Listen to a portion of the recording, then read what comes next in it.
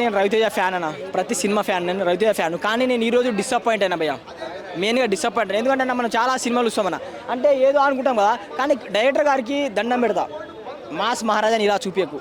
మా మాస్ మహారాజాని ఒక లెవెల్లో చూడాలనుకున్నా అన్న. సిట్టులు లేక కష్టాల్లో ఉన్నామన్నా, కానీ డైరెక్టర్ గారు మీరు తీసుకునే విధానమైనా ఓకే. నాకు నచ్చింది ఏంటంటే భయ్య, హీరోకి ఆయన ఎంటర్టైన్మెంట్, ఆయన టైమింగ్ బాగుంది. కానీ స్టోరీ పరంగా ఎందుకు అనవసరమైన కామెడీ ఎందుకు, వర్కౌట్ కానీ కామెడీ ఎందుకు, అంత పెద్ద కాస్టింగ్ వేసుకొని అంటే ఏది పెడితే తీసేవాడు చూడడు ఆ ప్రజలు.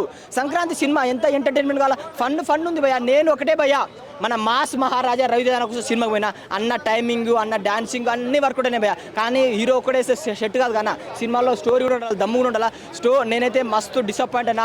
మెయిన్గా మాత్రం మాస్ మహారాజా కోసం వచ్చేటోళ్ళు రండి, ఎంటర్టైన్మెంట్ అవుతారు. కానీ డైరెక్టర్ నమ్మి మాత్రం రాదన్న. డైరెక్టర్ గారు మీకు దండం సార్. నా మాస్ మహారాజాలో ఇలాంటి అంటే లెంత్ ల్యాగ్ ఏం చూడడం తెలిసిపోతుంది నీకు అప్పుడే ఆ వర్కౌట్. కానీ అంటే ఈ సినిమాలో ఏంటంటే ఫుల్గా కామెడీ పెట్టేసి హిట్ అయిపోతుంది అని అట్లా పెడితే వర్కౌట్ కాదు కదా, దాంట్లో దమ్ము కూడా ఉండాలి కదా అది. సో నేను బాస్ సినిమా వచ్చి ఎంత మంచిగా ఉంటే, కామెడీ ఉంది, టైమింగ్ ఉంది, ఎమోషనల్ ఉంది, అన్నీ ఉన్నాయి. కానీ దీంట్లో ఏదో మిస్ అయింది, చూసుకోండి. కానీ మాస్ మహారాజా ఫ్యాన్గా నేను బాధపడుతున్నాను.